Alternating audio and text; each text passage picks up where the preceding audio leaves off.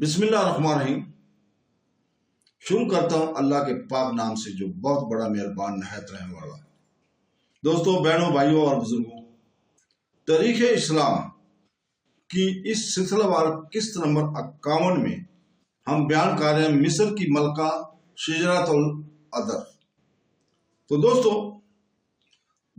سن 236 میں جب رضیہ دلی کے تخت پر بیٹھی تو اس کے 14 سال بعد سن 1236 میں رضیہ سلطان کے تخت پر بیٹھنے کے بعد 14 سال بعد سن 1250 میں ایک اور غیر معمولی عورت شجرۃ العدر مصر کی ملکہ بنی۔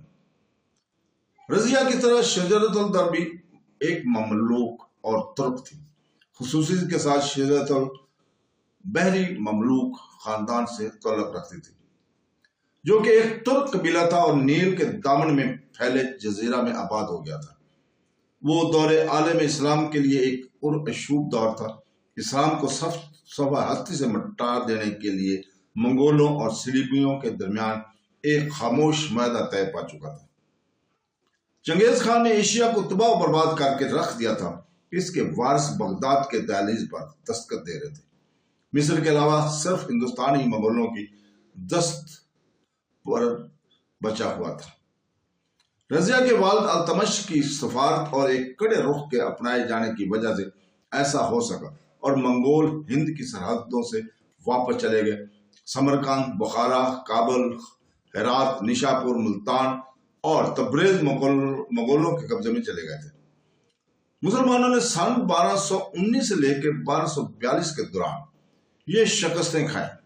فارس، خراسان، افغانستان، عراق ملبہ کا ڈھیر بن چکے تھے۔ فلسطین سے نکال دیے جانے والے کے بعد صلیبیوں نے اپنی ساری قوت اسپین پر لگا دی تھی۔ اندلس میں ہونے والے آپسی اندرونی خلفشار کا فائدہ اٹھاتے ہوئے انہوں نے جزیرہ نما اسپین کے کافی حصہ پر قبضہ کر لیا۔ اسپین میں اموی خلافت کا صدر مقام قرطبہ 1236 میں صلیبیوں کے ہاتھوں چلا گیا۔ گرناتا کی طرف ایک چھوٹی سی پٹی کو چھوڑ کر اسپین کا سارا حصہ صلیبیوں کے قبضہ میں آ گیا تھا۔ تو اب انہوں نے اپنی توجہ مصر اور شمالی افریقہ پر مرکوز کرنی شروع کر دی تھی۔ وہ مملوک ترک ہی تھے جو صلیبیوں اور منگولوں کی متحدہ یورشوں کے سامنے ثابت قدم رہے، جبکہ عرب، ایرانی اور اندلسی سب کے سب اپنے دشمنوں کے قدموں پر پڑے ہوئے تھے۔ ان حالات میں مملوکوں کی ڈھال نے صلیبیوں اور منگولوں کی متحدہ افواج کو ادھر یروشلم کے دروازوں پر اور ادھر دریائے سندھ کے کناروں پر روک دیا۔ سن 1261 میں عین جلوت کی جنگ میں سلطان ببرس کی فتح نے مکہ اور مدینہ کو اس انجام سے بچا لیا جیسا کہ 1095 میں یروشلم کا ہوا تھا۔ مملوک کی حیثیت سے شجرۃ العدر غلام ہی پیدا ہوئی تھی۔ ہندوستان کی رضیہ کی طرح اس نے اقتدار کے اوانوں تک عروج حاصل کیا۔ غلامی سے سلطان تک عروج کی دو پہلوؤں کی جانب ایک بار پھر توجہ معتبر کرانا ضروری ہے۔ توحید کی وہ مادری روح ہی تو ہے جو آقا، نوکر، کاڑے اور گورے، مالک اور غلام کے بندھنوں کو توڑ دیتی ہے۔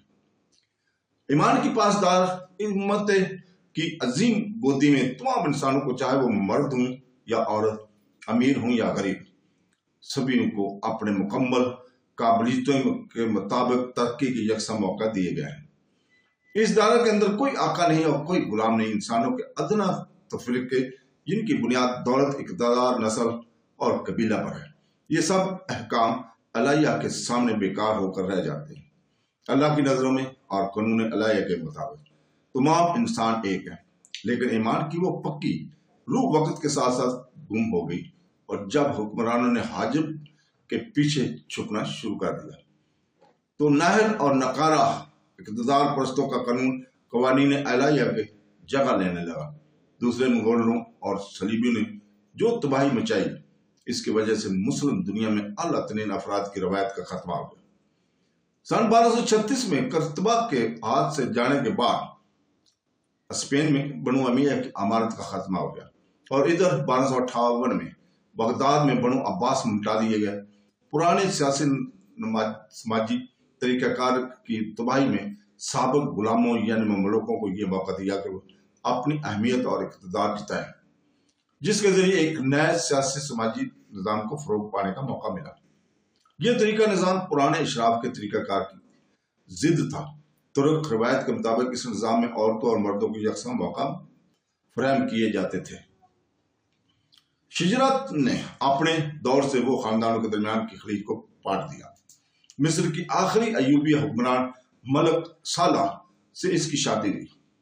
1250 میں الصالح کا انتقال اس وقت ہوا جب مصر، فرانس اور جرمنی کی صلیبیوں کی متحدہ افواج کا سامنا کر رہا تھا۔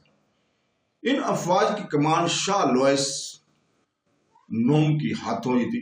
فوج کو مایوس اور بدل کر ہونے سے بچانے کے لیے شجرا نے سالاروں سے مشورہ کیا اور سلطان کی موت کی خبر پوشیدہ رکھی۔ اس وقت صلیبیوں کی افواج کی کمان شاہ لوئس آپ خود کر رہے تھے۔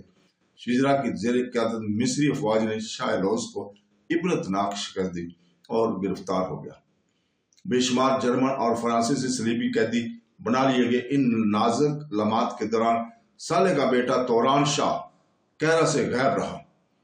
شجرا نے کہلا بھیجا کہ وہ فوراً پائے تخت کو واپس آ جائے۔ اس کے واپس آتے ہی اس نے توران شاہ کو اقتدار کی باغ ڈور سونپ دی، لیکن وہ نااہل ثابت ہوا۔ اس نے طاقتور مملوک سپہ سالاروں کو اپنے دشمن بنا لیا، جنہوں نے اس کے دور میں 1250 میں قتل کر ڈالا اور شجرا سے درخواست کی کہ وہ مصر کی ملکہ بن جائے۔ سنی اسلام میں حکومت کا جو از خود بغداد کے خلفاء سے ملتا تھا۔ شجرا جو کہ ایک ترک تھی، سنی عقیدہ اور حنفی فقہ کی پیروکار تھی۔ اس وقت بغداد میں بنو عباس کی 46ویں خلیفہ کی حیثیت سے المنتصر حکومت کر رہے تھے۔ شجرا نے المنتصر سے اجازت طلب کی، اور جبکہ بغداد اس کی درخواست پر غور کر رہا تھا، وہ ایک آزاد حکمران کی حیثیت سے مصر پر حکومت کرتی رہی۔ اس نے اپنے نام کا سکہ جاری کیا۔ الزہر کے خطیبوں نے جمعہ کے خطبات میں اس کے نام دینے شروع کر دیے۔ لیکن شجرا بغداد سے ملکہ کا خطاب پانے میں ناکام رہی۔ سیاسی طور پر دہلی کی بنسبت بغداد پر ایک عورت کو مصر کی ملکہ تسلیم کرنے کے لیے کوئی خاص دباؤ نہیں تھا۔ منگول ایشیا کے تمام علاقوں پر یکے بعد دیگر قبضہ کرنے کے بعد بغداد کی سرحدوں پر دستک دے رہے تھے۔ ایسے وقت دور شرق مشرق کی جانب ہندوستان میں ایک وفادار رضیہ سلطانہ کا برسردار رہنا مغلوں کے خلاف تحفظ کا ایک ذریعہ تھا۔ اس کے برعکس کیرا مغلوں کی جنگی سرحدوں سے کافی پرے تھا اور ابھی تک عباسیوں کے روحانی دائرہ اثر میں تھا۔ ادھر کیرا میں مالکی مسلک کی قدامت پرست علماء بھی اس کی مخالفت کر رہے تھے، اسی لیے المنتصر نے شجرا کو مصر کی سلطانہ تسلیم کرنے سے انکار کر دیا۔ کیرا میں اپنے ابھرتے ہوئے عروج کو برقرار رکھنے کے لیے مملوک محافظوں نے اپنی ایک سالار عز الدین ایبک کو سلطان نامزد کر دیا۔ بغداد نے اس نامزدگی کو قبول کر لیا اور مصر میں مملوک دور حکومت کی ابتدا ہو گئی۔ یہ حکومت 1517 میں عثمانیہ ترکوں کے کیرا پر قبضے کر لینے کے لیے تک برقرار ہے۔ شجرا کو ہٹانا ویسے آسان نہ تھا۔ وہ وسائل رکھنے والی بلند حوصلہ سیاسی جنگجو تھی۔ کیرا کے مرکزی اقتدار پر بنے رہنے کے لیے اس نے عز الدین ایبک سے شادی کر لی۔ دونوں 7 سالوں تک ہنسی خوشی زندگی گزارتے رہے۔ نئے سلطنان کے ساتھ ملکہ کا نام بھی سکہ پر کندہ کیا گیا اور جمعہ کے خطبات میں بھی دونوں کا نام لیا جاتا رہا۔ شجرا ایک تعلیم یافتہ عورت تھی اور علم کی سرپرستی کرتی تھی۔ اس نے اپنے نام سے کئی کالج قائم کیے۔ وہ ایک خوبصورت ذہین، باصلاحیت مصنفہ، دلنشین، مقرر اور سیاسی زندگی کی زیر کھلاڑی تھی، لیکن بدقسمتی کو ایک اور مرتبہ اس کے خلاف مداخلت کرنی پڑی۔ سیاسی اقتدار میں حصہ داری کا مطلب یہ ہے کہ ملکہ اور بادشاہ صرف اور صرف ایک دوسرے کے ہی وفادار ہیں، لیکن اس دور کی جغرافیائی سیاست کی وجہ سے بادشاہ وقت کو اور شادیاں کرنی ہوتی تھی۔ جب عز الدین نے موصل کے ترک عطا بیگ بدر الدین کی لڑکی سے نکاح کا فیصلہ کیا تو شجرا الدورہ برداشت نہ کر سکے اور اپنی محبت اور اپنے اقتدار میں کسی دوسرے کو بھی حصہ دار بنتے ہوئے نہیں دیکھنا چاہتے تھے۔ اپنے شوہر کو دوسرے نکاح سے باز رکھنے میں ناکامی کے بعد اس نے اس کو قتل کرنے کا فیصلہ کیا۔ حسد نے فریب سے کام لیا، ایک مکمل سازش رچی گئی اور عز الدین کو اس وقت قتل کر دیا گیا، جبکہ وہ شاہی محل میں حمام خانے کی طرف جا رہا تھا۔ شجرا کے لیے بدقسمتی کی بات ہوئی کہ مملوک سپہ سالاروں کو اس سازش میں اس کا ہاتھ ہونے کا پتہ لگ گیا۔ اسے قتل کر دیا گیا اور اس کے جسم کو قلعہ کے پشت سے پھینک دیا گیا۔ اس کے بنائے ہوئے ایک کالج میں اس کو دفن کر دیا گیا۔ ہند و پاک کے رضیہ اور کائرہ کی شجرا، ان دونوں کی غیر معمولی زندگی یہ ثابت کرتی ہے کہ اسلامی تاریخ میں ایک عورت کو سیاسی یا معاشرتی درجہ حاصل کرنا کس قدر مشکل ہے۔ پہلے تو خلفائے عوام سے دور ہو کر تنہا ہو گئے تھے۔ حضرت امیر معاویہ رضی اللہ تعالیٰ عنہ نے ذاتی محافظوں کو رواج دیا۔ ہارون رشید نے جمعہ کے خطبات کی ذمہ داری ایک پیشہ ور قاضی کی ذمہ کر دی۔ بعد میں آنے والے خلفاء نے سوائے چند ایک کے عوام اور اپنے درمیان رابط کے لیے حاجب کا تقرر کیا۔ رسول پاک صلی اللہ علیہ وسلم کی امت پہلے چاروں خلفاء راشدین کے بعد میں آنے والے حکمرانوں کے لیے مال غنیمت بن کر رہ گئی۔ حکمران اپنے محلوں اور حرم ساراؤں میں بند ہو گئے۔ نوکر شاہیوں کا وسیع نظام فروغ پا گیا، جس نے تخت اور کسان کے پسینے کے درمیان اس دوری کو مروجات دستور کی شکل دے دی۔ اس سیاسی تنہائی کا بہت زیادہ دباؤ اور اثر عورتوں کو دو طریقوں سے سہنا پڑا۔ پہلے تو یہ کہ عباسی دور حکومت میں پروان چڑھنے والے بڑے مسالے کے فقہ کے مطابق عورتوں کو جمعہ کی نمازوں سے الگ کر دیا گیا۔ اس بات کو طے کر دیا گیا کہ عورت خلیفہ نہیں مان سکتی۔ دوسرے، عورت کو عوامی اور معاشرتی نظام سے الگ کیا جانا تھا۔